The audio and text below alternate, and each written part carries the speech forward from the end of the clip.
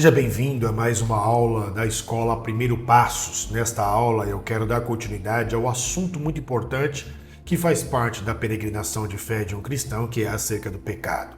Não tem como falar de cristianismo, não tem como falar de evangelho, não tem como falar de raça humana de Deus sem falar também do pecado. Isso é indissociável. E na aula passada nós falamos sobre o que é pecado. Vimos o significado etimológico de determinados termos e vimos também a origem do pecado. Então, onde se originou? Diferentemente da crença que se originou o pecado em Adão e Eva, na verdade aconteceu algum tempo antes no reino espiritual com um anjo de luz chamado Lúcifer. E nós vimos toda a trajetória. Se porventura você acabou perdendo esta aula, então eu te convido a voltar, pausar esta aula e ir no outro vídeo para que você possa de fato ali entender a origem do pecado. Hoje eu quero falar da natureza do pecado e das consequências do pecado. Então a primeira coisa, natureza. Quando falamos de natureza, estamos falando de algo intuitivo ao nosso próprio ser. E isso me traz à memória uma história, porque existe a diferença da história e da história. O que é história, de fato, é aquilo que está acontecendo. O que é história acontece. É fato, é verídico, é fidedigno. História, com H-I-I. História, E-S, já é uma parábola, como se fosse um enredo, uma narrativa de um gibi. Tá? Então, história não é algo que é real. E isso me faz lembrar então de uma história, de uma parábola, de algo fictício, algo que alguém criou para que ele trouxesse ali o ensinamento. Um sapo e um escorpião. O sapo estava no meio do rio e o escorpião queria atravessar aquele rio para chegar do outro lado do rio. E aí o escorpião então chega no sapo e diz assim: ô meu amigo, você pode ir pulando de pedra em pedra ou até mesmo ir nadando, eu subo nas suas costas e você me leva para a outra margem do rio que eu preciso de ir para o outro lado. O sapo falou: mas como é que eu posso confiar em você, sendo você um escorpião? Quem me garante que você não vai, depois que eu te levar para lá, me picar assim que nós chegarmos lá? O seu veneno é poderoso, eu vou morrer. Ah, não, senhor sapo, eu não faço mais essas coisas. Eu sou uma nova pessoa, uma nova criatura. O sapo falou: é verdade mesmo? Sim, é, então eu vou te dar um voto de confiança. O sapo foi pulando até chegar na margem. O escorpião subiu nas costas do sapo. O sapo foi pulando de novo até o outro lado da margem. Quando o sapo chegou, assim que o sapo chegou do outro lado da margem, ele sentiu um frio na sua espinha, uma picada. O escorpião não cumpriu a promessa. O sapo, então, moribundo, meio que cai e vira para o escorpião e diz assim: nossa, eu confiei em você e você me traiu. E o escorpião falou: desculpa, faz parte da minha natureza. Então, quando falamos de natureza, estamos falando daquilo que é intuitivo ao ser humano, faz parte de você, não tem como cortar. Porque se cortar aquilo, deixou de ser você. Se você não faz mais aquilo, deixou de ser você. Se você não tem mais aquilo, deixou de ser você. Então, natureza é isso, é aquilo que é intuitivo ao determinado objeto. Natureza do pecado. A natureza do pecado, o pecado em si, por essência, ele é macrocósmico.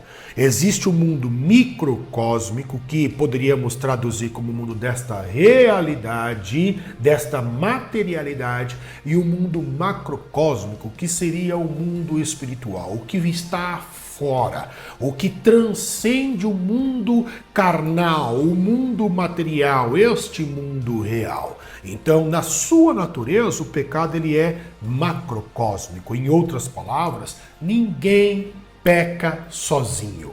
Então todo o pecado, ele é induzido. Então a pessoa que pecou sempre tem por detrás daquilo uma influência, uma indução. Ninguém peca sozinho. Mesmo sendo o pecado em sua essência e natureza macrocósmico, ninguém peca sozinho, nós temos parte nisso, nós somos culpados nisso também. Ainda assim, quando eu peco, eu sou culpado por aquela particularidade, por aquela ação do pecado. Isso me traz à memória uma frase de Santo Agostinho, se não me foge a memória, quando ele diz assim que Deus cuida de um como se fosse de todos e de todos como se fosse de um.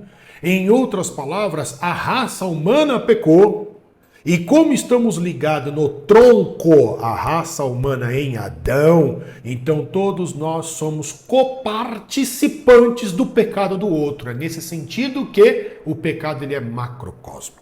Macrocósmico ainda dá ideia de espiritual, logo ele atingiu e danificou o reino espiritual e danificou o reino material, ao ponto do apóstolo Paulo dizer o seguinte, que a natureza ela geme pela sua restauração. Ela geme para que os filhos da luz, os filhos de Deus, apareçam com a justiça. Em outras palavras, a natureza foi danificada com o pecado de Adão. Por que Jesus é o único que pode perdoar pecados? Jesus é o único que é o sacrifício vivo que pode aniquilar o poder do pecado.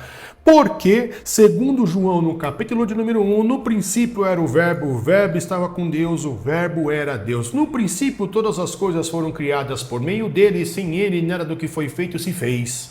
É assim que João caracteriza. Em outras palavras, nós vamos ver que quando Deus, o Pai, diz haja, aquela expressão haja teve que passar pelo filtro chamado Jesus Cristo para virar a concretizar-se.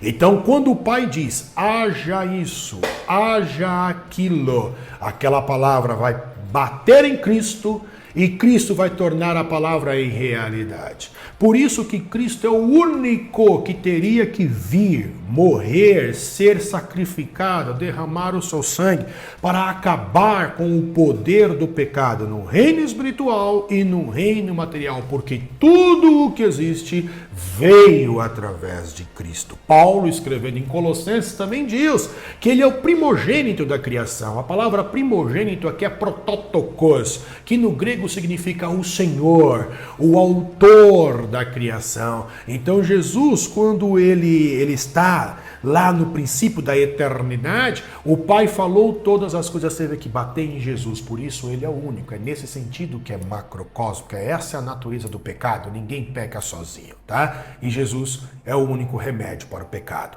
De forma popular, vulgar, o pecado bestializa. De forma popular, vulgar, o pecado ele desumaniza. De forma popular, o pecado degrada a raça humana.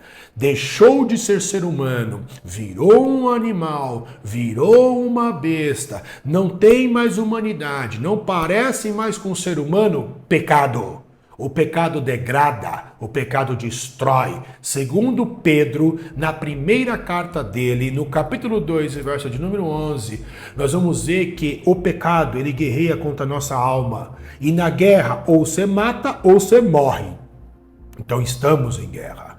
Quando falamos do pecado, estamos falando justamente disso, de algo, de um elemento que está constantemente te atacando para te destruir e te matar, acabar com a tua alma.